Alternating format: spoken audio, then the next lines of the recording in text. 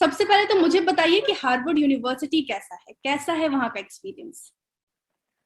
सर्वप्रथम तो आपको नमस्कार, आपके सभी दर्शकों को नमस्कार। बहुत बहुत धन्यवाद मुझे आमंत्रित करने के लिए। हार्वर्ड लगभग कुछ 100 सालों का यूनिवर्सिटी है, लगभग 400 साल पुराना है। तो बिल्कुल ही अद्भुत है। बहुत सारी चीजें जुड़ी हुई हैं यहाँ से, बहुत बड़ी घटनाएं यहाँ से हुई हैं, बड़े महामानव तैयार हुए हैं। तो उस प्रकार का एक ऐतिहासिक जगह है। यह तो सही है। इसके अलावा जिस भी प्रकार से विश्व भर से He was मेधावी छात्र selected छात्रा as यहाँ one आते of हैं, the तो Forbes इस under कारण और 30, भी जो 30 under विश्वविद्यालय 30, परिसर है for his वहाँ और भी social चार चांद लग जाता entrepreneurship. है। तो बिल्कुल अच्छी He was जगह है selected और as one of the मुझे अच्छा लगा Rockefeller है। 100 Next अच्छा, अब Century चुनाव पर आते Innovators, हैं, अध्यक्ष पद का and two चुनाव। times he has Harvard won the के Tufts स्टूडेंट 100K यूनियन का जो चुनाव होता Entrepreneurial है वो कितना Award, अलग है हमारे पटना as यूनिवर्सिटी well को ले as the लें, Paul Montel जीएनयू को ले Prize लें, for बीएचयू को ले Entrepreneurial लें, Innovation. डीयू को ले लें, कितना Just a अलग few है, minor क्या little प्रोसेस है? details. With graduate this in mind, student let me body tell you that अपने Sharad comes सेनेटर्स from को a चुनती small है, village अपने in the area of एक Patna, एडमिन को India, चुनती where है, his एक parents वाइस चेयर को instilled चुनती है in और एक चेयर him को and चुनती his है, अध्यक्ष और siblings उपाध्यक्ष को the चुनती है value और of an कुछ 16 education, सेनेटर्स the और एक results एडमिन of, को चुनती है। of hard तो work in the उसके educational लिए process, सबके जो भी vision and what that statements can हैं, mission provide to statements you, हैं, and वो जाते also हैं। a vision to dream वो big. लगभग 2 सप्ताह We, being a part of this चुनाव wonderful चलता है। educational पहले institution, know लोगों that के स्टेटमेंट education चले जाते हैं, फिर is वो the key आउटरीच to करते many हैं, लोगों things in से this संपर्क world. करते हैं, अपने विचारों को Knowledge, रखते हैं। अलग अलग understanding, प्रकार से, कोई ईमेल से, कोई किसी intellectual इवेंट में, curiosity, कोई छोटा सा professional event organize development and करते हैं। अलग अलग प्रकार advancement, से ऐसा 2 सप्ताह तक social चलता है। awareness, उसके civic बाद 1 सप्ताह तक responsibility, वोटिंग चलती है, and most जिसमें importantly, the use of लोग our को educations सामने एक बार फिर से वो to स्टेटमेंट achieve the वगैरह सारी चीजें possibility रहती हैं, of फिर वो तय peace. करते हैं। But हर how एक many of व्यक्ति us are 6 concerned with व्यक्ति को not वोट only कर our सकता है, personal जिसमें educations, वो पद के लिए वोट but कर that of रहे हैं कि others? सेनेट पर भेजने के लिए किन्हें वोट कर रहे हैं, चेयर के लिए किन्हें, वाइस चेयर के लिए किन्हें। हमारे यहाँ मैं सिर्फ अध्यक्ष पद के लिए लड़ रहा था, तो या तो मैं पूरी तरह सेनेट से बाहर होता, नहीं तो अध्यक्ष होकर आता। ईश्वर की दया से मैं अध्यक्ष चुनकर आया। तो यही है, इसी प्रकार से करते हैं। तो अगर कोई जानना चाहे कि शरद में ऐसी क्या खूबियां थी कि वहां के स्टूडेंट्स को पसंद आए और अध्यक्ष पद के लिए आपको चुना गया? यह तो आप 50 देशों से आए 1200 विद्यार्थियों से पूछ सकते हैं, क्योंकि खुद की खूबी तो दिखी नहीं थी मुझे। परंतु उन्होंने चयन किया होगा, जो विचार रहे होंगे, जो अनुभव रहा होगा। मैंने पिछले 13 वर्ष तक मतलब बिहार में, देश भर में डिक्सलरी ग्लोबल नाम की एक संगठन है, जिसकी शुरुआत मैंने 16 वर्ष की आयु में की थी। पिछले 13 वर्षों से उसमें काम कर रहा हूँ। उसी कारण जो भी अनेक अलग अलग उपलब्धियां हैं जिन्हें लोग कहते हैं, वो हो पाई हैं। मुझे लगता है उसका जो अनुभव था, नेतृत्व का जो अनुभव था, चीजों को अंतर्राष्ट्रीय राष्ट्रीय स्तर पर देखे होने का जो अनुभव था, ये सारी अलग अलग चीजें हो सकता है कि एक अंतर कर पाई हो, डिफरेंशिएट कर पाई।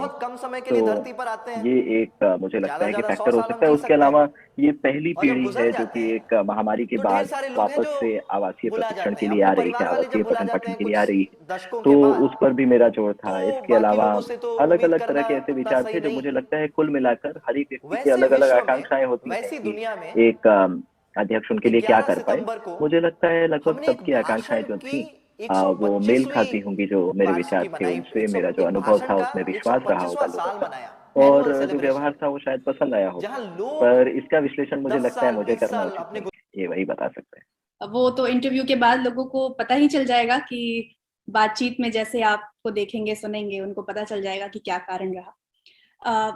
बताइए शरद, मुझे ये बताइए कि हार्वर्ड में जब आप गए, वहां पढ़ाई कर रहे हैं, वहां का माहौल कैसा है? जब मैं बात करूंगी कि एक भारतीय, बिहारी तो मैं अब बाद में बात करूंगी क्योंकि अब ये इंटरनेशनल लेवल की बात है। अगर नेशनल लेवल की बात होती तो वो बिहारी प्राउड कह सकते थे, लेकिन अब तो यहाँ नेशनल लेवल पर हम प्राउड करते हैं कि एक बिहार की मिट्टी का लड़का है। वहां अभी लीडरशिप क्वालिटी इतनी अच्छी है कि अध्यक्ष पद पर चुनाव हुआ है, अध्यक्ष बन गए हैं स्टूडेंट यूनियन के।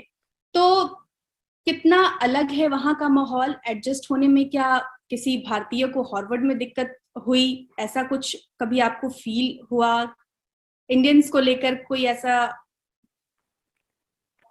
देखिए, जो भी ऐसे प्रकार के विश्वविद्यालय हैं वो अंतर्राष्ट्रीय हैं, हर एक जगह से बच्चे आते हैं। उनका अपना प्रयास रहता है कि किसी को किसी प्रकार की परेशानी नहीं हो। परंतु मुझे लगता है कि परेशानी थोड़ी बहुत तो हर कोई को कहीं भी हो सकती है। परंतु विश्वविद्यालय का ऐसा प्रयास रहता है, इतने 100 सालों से पूरे विश्व से बच्चों को लेकर आ रहे हैं, तो वो कोशिश करते हैं कि जो भोजनालय है वहाँ सभी प्रकार का भोजन मिले, जो भी कार्यक्रम होते हैं उसमें सबकी संस्कृति, सबके रीति रिवाज के हिसाब से कार्यक्रम हो, जो धार्मिक स्थान है वहाँ सभी धर्म के, आस्तिक नास्तिक सभी प्रकार के लोग जुड़ सके, तो ऐसा वो प्रयास करते हैं। और इसमें अगर किसी को किसी भी प्रकार की परेशानी होती है तो वो सामने अपनी बात रख सकते हैं। तो और बात रही मेरे लिए आकर सेटल होने की, तो मैं हाई स्कूल के बाद पूरी छात्रवृत्ति पर अमेरिका बैचलर्स डिग्री के लिए आया था। 2016 में मुझे हार्वर्ड का मास्टर्स डिग्री का ऑफर था, जो उस समय मैंने स्वीकार नहीं किया था और वापस लौटकर बिहार आ गया था और लगभग 5 वर्ष काम कर रहा था। अभी कोरोना के समय कुछ ऐसी स्थिति हुई कि भारत में सारी चीजें डिजिटल हो रही थी और यहाँ इन पर्सन फिर से शुरू होने वाला था, तो मैंने सोचा कि डिजिटली मैं संगठन का काम करता रहूंगा और तब तक आकर डिग्री भी ले लूंगा। तो इस कारण मैं आया और मुझे कोई बहुत नया, बहुत विशेष नहीं लगता है। ईश्वर की दया से उस प्रकार का अंतर्राष्ट्रीय अनुभव बन पाया है, तो मैं हर जगह एक भाव से रह पाता हूँ। हर जगह आप एडजस्ट कर जाते हैं। क्या आप पहले भारतीय होंगे जो इस पद पर चुने गए हैं?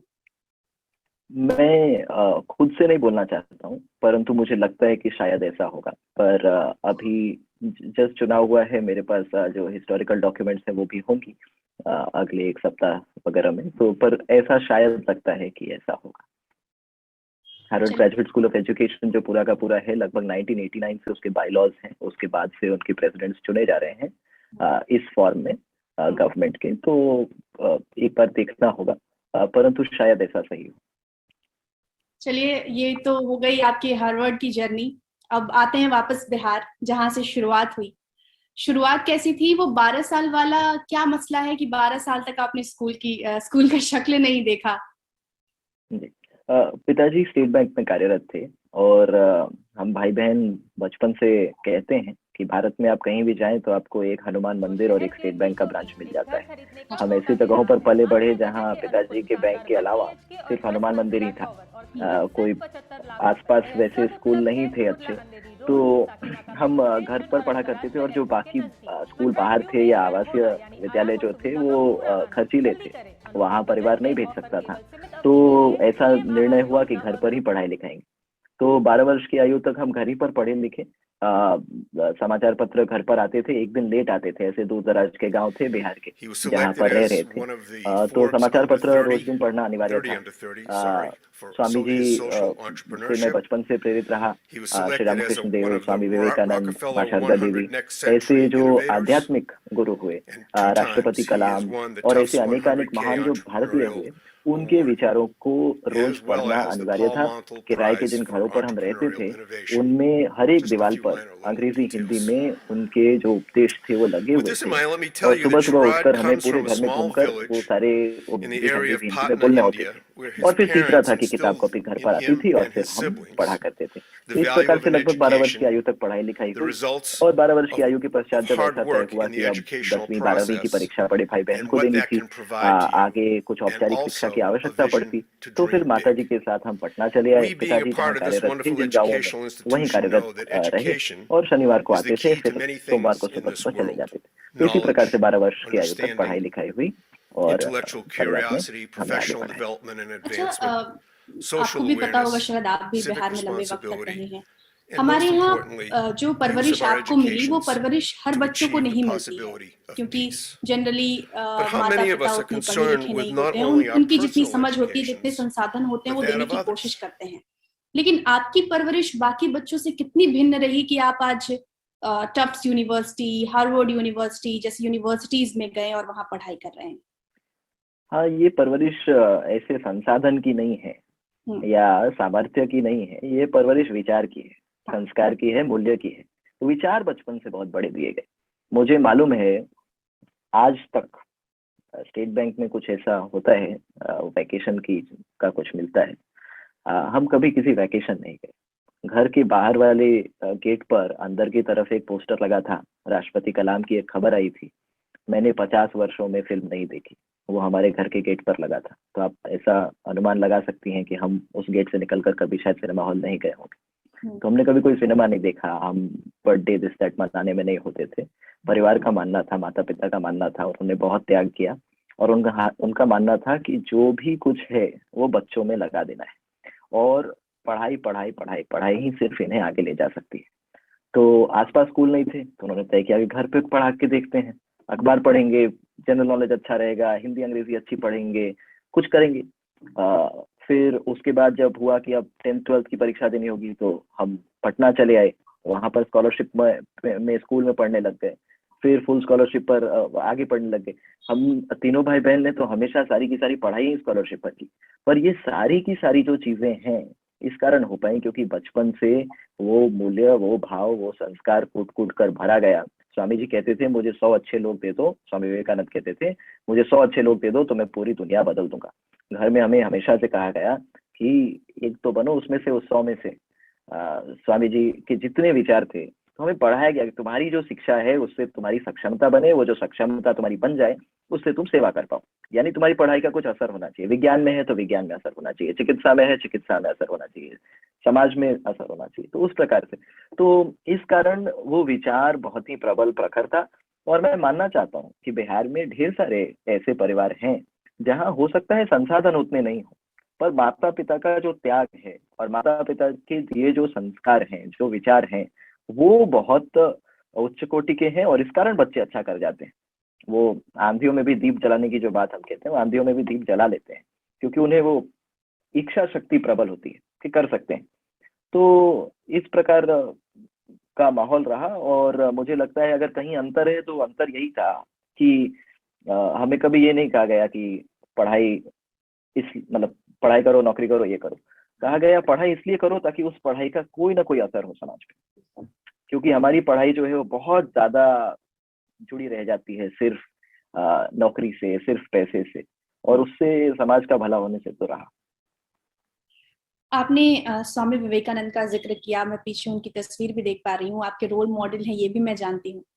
आपको क्या लगता है शरद कि हमारे देश में जो स्कूल की पढ़ाई है या कॉलेज की पढ़ाई है, वहाँ हमारे रोल मॉडल्स के विचारों को उस स्तर पर नहीं लोगों तक पहुंचाया जा रहा जितनी जरूरत है? किसी भी व्यवस्था का दुर्भाग्य हो सकता है कि वहाँ एक चीज दूसरे चीज के कारण करते हो। हमारे यहाँ बहुत ऐसा हो गया है कि बहुत सारे ऐसे विद्यालय भी हैं जो कि व्यवसाय की तरह चलते हैं। तो व्यवसाय की तरह चलते हैं तो वहाँ वो लेसन प्लान बता देते हैं, स्विमिंग पूल बता देते हैं, बास्केटबॉल कोर्ट बता देते हैं, एयर कंडीशन बस और क्लासरूम बता देते हैं, और फिर उसके बाद बच्चे को बताते हैं कि भाई इस क्लास में पढ़ रहे हो तो इतना मार्क्स के लिए पढ़ रहे हो, 10वां कर लो ताकि 12वां हो जाए, 12वां कर लो ताकि कॉलेज हो जाए, कॉलेज कर लो ताकि नौकरी हो जाए, नौकरी कर लो ताकि प्रमोशन हो जाए। कोई भी काम कॉलेज कॉलेज के लिए नहीं कर रहे, स्कूल स्कूल के लिए नहीं कर रहे, 10वीं की पढ़ाई 10वीं की पढ़ाई के लिए नहीं कर रहे। तो आप उसका आगे क्या प्रभाव होगा ये सोच पाना मुश्किल हो जाता है। तो इस कारण कुल मिलाकर ऐसी आवश्यकता है, तो फिर वहां पर समय कहाँ है कि आप बच्चे को बोलें कि देखो स्वामी जी थे, वो शिकागो गए थे, उन्होंने ऐसा ऐसा बोला, भारत के लिए उनके ये स्वप्न थे, इन स्वप्नों को तुम्हें नई पीढ़ी के रूप में पूरा करना है। इसका समय नहीं है। समय है इंग्लिश मैथ साइंस पढ़ो रटो, 10वीं में इतना परसेंट मार्क्स लाओ, 12वीं में इतना परसेंट मार्क्स लाओ, अच्छा कॉलेज ले लो, अच्छा कॉलेज का अच्छी नौकरी ले लो। तो हर चीज आगे वाली चीज के लिए कर रहे हैं, और बच्चों को मजा किसमें आता है? बच्चों को मजा आता है वो पिकनिक गए तो केवल पिकनिक के लिए गए, तो आनंद में, खेलने गए केवल खेलने के लिए गए तो आनंद में, पर स्कूल गए कॉलेज जाने के लिए, कॉलेज गए नौकरी में जाने के लिए, नौकरी में गए प्रमोशन पाने के लिए, वो वहां है ही नहीं उस मोमेंट में। तो उस मोमेंट में कितना रिफ्लेक्टिव होंगे, आत्मचिंतन कितना करेंगे, आत्मबोध कितना होगा। तो इस कारण आवश्यक है कि थोड़ा ठहराव हम लाएं अपनी शिक्षा में। और कम उम्र पर बच्चों को, आपने बिल्कुल सही कहा, जो भी भारतीय महामानव हैं उनके विचारों से, उनकी जीवन यात्रा से अवगत कराएं, और उनके विचारों की आज 21वीं सदी में क्या प्रासंगिकता है, क्या उसकी अनिवार्यता है, ये बच्चे समझें और उसे मिशन लेके चलें। मैं चलता हूँ, मैं इस बात को अपना मिशन मानता हूँ। स्वामी जी ने कहा था कि भारत की आने वाली गौरव गरिमा इतनी ज्यादा होगी कि भारत की जो पूर्व की गरिमा है वो भी उसके सामने बहुत छोटी लगेगी, पूर्व का गौरव बहुत छोटा लगेगा। तो लगता है एक मिशन की तरह कि भाई मैं अगर किसी आर्मी में हूँ तो मेरे जनरल ने ऐसा बोला है, अगर मैं किसी टीम पे हूँ तो मेरे कैप्टन ने ऐसा बोला है, अगर मैं किसी परिवार में हूँ तो मेरे परिवार के मुखिया ने ऐसा बोला है। तो वो भाव होना चाहिए, और यंग लोगों में अगर वो भाव नहीं होगा तो किसमें होगा? अब यंग लोगों में भाव हम भर देते हैं कि केवल परसेंटेज की रेस, या फिर रोल मॉडल घुसते हैं तो वो अखबार के बैक पेज से घुसते हैं कि भाई इस बार इनकी ये वाली मूवी आई है, इस बार इनकी ये वाली मूवी आई है, और टिकटॉक पे इतना और इंस्टाग्राम पे इतना इनका रील देखा जा रहा है। उससे कोई परेशानी नहीं है, मनोरंजन भी होना चाहिए, पर सिर्फ मनोरंजन बनकर नहीं रह जाना चाहिए। सारी चीजें एक पर्पस होना चाहिए, वो पर्पस बिल्ड करने के लिए रोल मॉडल्स के विचार बहुत आवश्यक है। हाँ, मतलब आप एंटरटेनमेंट इंडस्ट्री में करियर बनाइए, बेशक आप हर फील्ड में करियर बनाइए, लेकिन जो विचार हैं वो आपके साथ चलते रहना चाहिए। आपने कई बार फिल्म का जिक्र कर दिया और मेरे जहन में ये अचानक से सवाल आया कि अब तक क्या शरद ने कोई फिल्म देखी है? वही वाला विचार अभी तक मन में बिठा। अब देखिए, कुल मिलाकर 10 देखिए, 10 देखिए, 8 9 10 देखिए। 10 फिल्मों में कोई बॉलीवुड फिल्म ने जगह बना पाए? मतलब इसमें कोई बॉलीवुड फिल्म है? हाँ हाँ, जैसे कुछ लोग कहते थे कि ये वाली फिल्म आपको देखनी चाहिए, ये बहुत ही इंस्पायरिंग है, ऐसा है वैसा है, तो देखिए कुछ कुछ कौन कौन से हैं वो याद करना मुश्किल है, पर वो इंस्पायरिंग मूवीज थी, या तो बायोग्राफिकल अकाउंट थे, नहीं तो हिस्टोरिकल अकाउंट थे। और वैसे देखिए, उसके अलावा श्रीनिवास रामानुजन पर जो अंग्रेजी में मूवी आई थी वो देखी थी, अभी सबसे लास्ट वही देखी श्रीनिवास रामानुजन पर और एलन ट्यूरिंग पर, इन दोनों पर, थियरी ऑफ एवरीथिंग और एक और, वो दोनों लास्ट 2 हैं, और इसके अलावा 5-7 और देखी। अच्छा, हाल 2016 के बाद देखना शुरू किया। अच्छा, 2016 के बाद देखना शुरू किया आपने।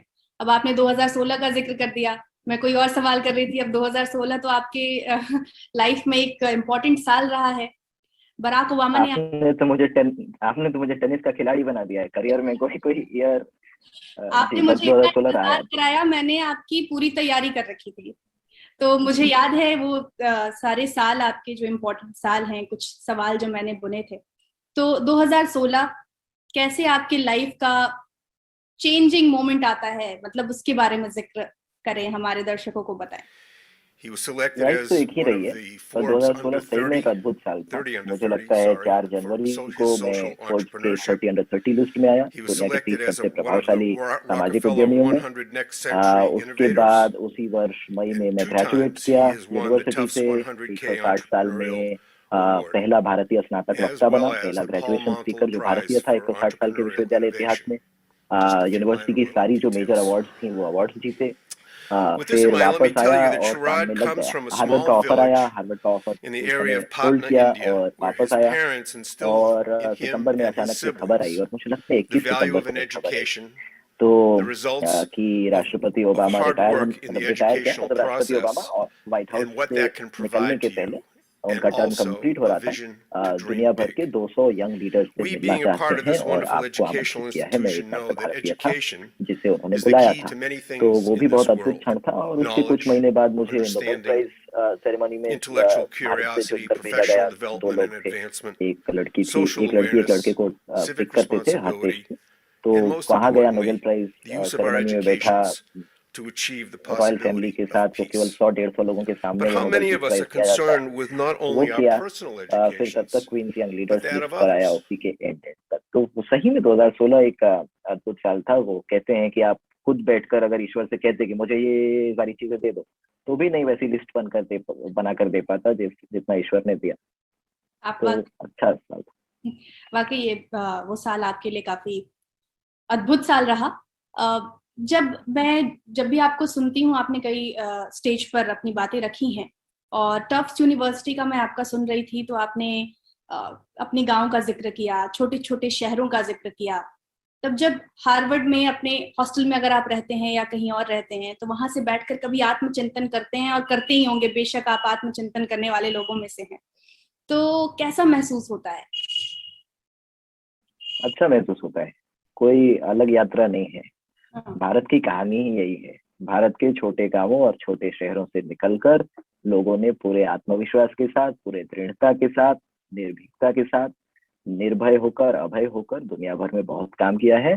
अगर मैं कुछ कर रहा हूँ तो कुछ अलग नहीं कर रहा, उसी परंपरा में, उसी पथ पर चल रहा हूँ। इस कारण चल पा रहा हूँ क्योंकि मेरे से पहले बहुत सारे लोगों ने वैसा किया है।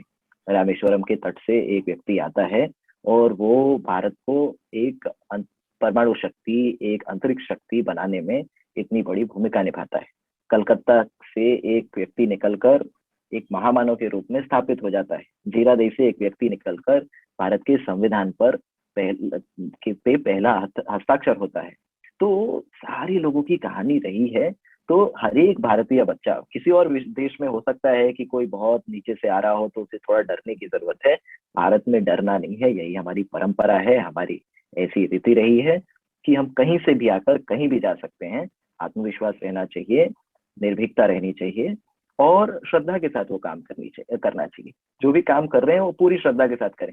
इसलिए नहीं करें ये करेंगे तो वो मिलेगा, नहीं, ये इसलिए कर रहे हैं क्योंकि ये करना है, वो भाव रहेगा तो आराम से बढ़ेंगे। और हाँ, मैं हॉस्टल में ही रहता हूँ। पीछे स्वामी जी की तस्वीर रहती है, बगल में खिड़की पर भारत का तिरंगा रहता है और अंदर में पूरी देर भारत रहता है, अंदर में पूरी देर स्वामी जी के विचार रहते हैं। और आत्मचिंतन उस प्रकार का नहीं करता कि बाप रे कहाँ थे कहाँ आ गए।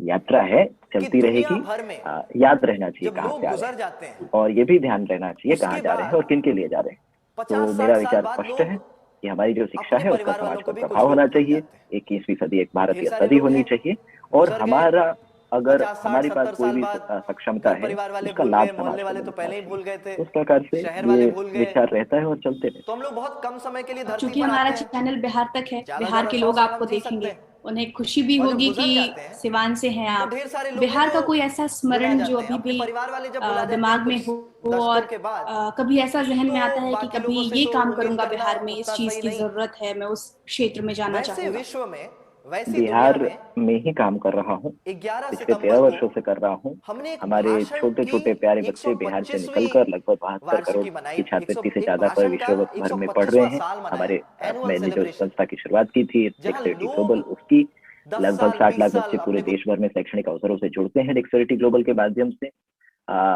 बिहार, और अगर बात है कि स्मरण की, तो इस कारण ऐसा नहीं है कि अब कुछ नया कहीं से होगा, वो काम कर रहे हैं। बात है बिहार की, तो मैं गांवों में प्रवास करना बहुत पसंद करता हूँ क्योंकि बहुत कुछ सीखने को मिलता है। महात्मा गांधी कहते थे भारत की आत्मा गांवों में बसती है। फ्रेंच नोबेल लॉरिएट रोमा रोला ने स्वामी जी के बारे में कहा कि स्वामी जी एक दिन महलों में रह सकते थे, एक दिन गांवों में रह सकते थे, दोनों जगह भाव एक होता था। तो इस कारण गांवों में जाना बहुत अच्छा लगता है। तो एक बार मैं मुजफ्फरपुर सीतामढ़ी प्रवास पर था, वहां में एक औराई में एक गांव में गया। वहां 2 छोटे बच्चों से मुलाकात हुई, एक 7 साल का था, 6-7 साल का, और एक 8-9 साल का। तो उन दोनों से बातचीत शुरू हुई। उन्हें दुनिया के हर एक देश, उस देश की राजधानी, उस देश की करेंसी, उस देश के राष्ट्राध्यक्ष, सबका नाम याद था। मैं बोला ये कहाँ से याद किया? तो और एक दिन ये अखबार में छपा था, हमने याद कर लिया है।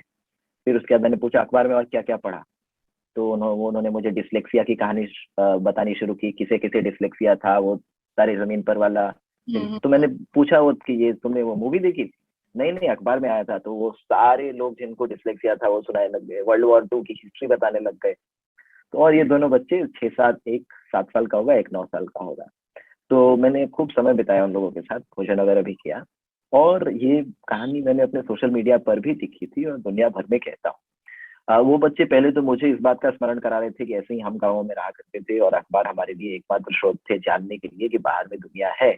और दूसरा कि इतनी प्रतिभा है कूट कूट कर भरी हुई बिहार के गाँवों में, छोटे छोटे टोलों में, प्रखंडों में।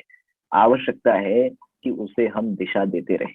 अगर हम उसे दिशा दे देते हैं तो वे हमें दिशा दे देंगे। तो इस कारण वो घटना याद रहती है। ऐसी बहुत सारी घटनाएं हैं, पर वो दोनों छोटे बच्चों की बात ध्यान रहती है। इनफैक्ट मेरे सोशल मीडिया का जो कवर पिक्चर है वो दोनों हाथ मैंने पकड़ा हुआ है इन 2 बच्चों का, 2 बच्चे हैं। व्हाट्सएप की डीपी भी वही आएगी। हाँ, वही 2 बच्चे। उन्हें मैं बाद में सड़क पार करा रहा था, किसी ने पीछे से फोटो खींच लिया था, तो मुझे मैं तो उसमें नहीं पहचाना था। चलिए मैं अब वापस से उसी सवाल पर आऊंगी। ये सवाल कि जब मैं बचपने की बात कह रही हूँ कि मेरे साथ के बच्चे जब हम छोटे थे, छोटी छोटी उपलब्धियां, आपकी जैसी उपलब्धियां तो नहीं रही, लेकिन छोटी छोटी जब उपलब्धियां हम अपने पेरेंट्स से शेयर करते थे तो हमारे पेरेंट्स ऐसे मजाक मजाक में कहते थे, क्या हार्वर्ड से पढ़ाई की है, क्या हार्वर्ड में सिलेक्शन हो गया है क्या, मतलब ये आपने भी सुना होगा। ये ऐसे ही बोलचाल की भाषा में ऐसे पेरेंट्स टीज करते हैं बच्चों को।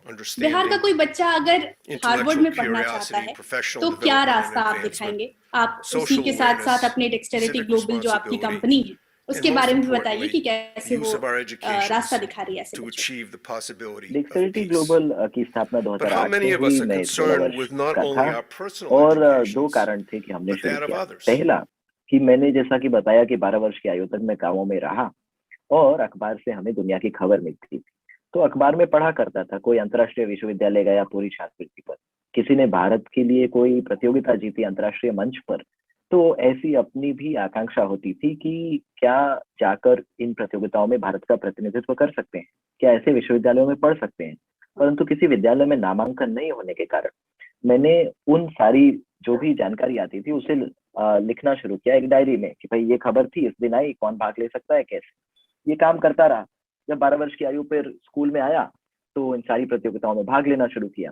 लगभग जब तक 12वीं की पढ़ाई पूरी की तब तक लगभग 6 देशों में भारत का प्रतिनिधित्व किया और लगभग 200 स्थानीय, राष्ट्रीय, अंतर्राष्ट्रीय प्रतियोगिताएं जीती।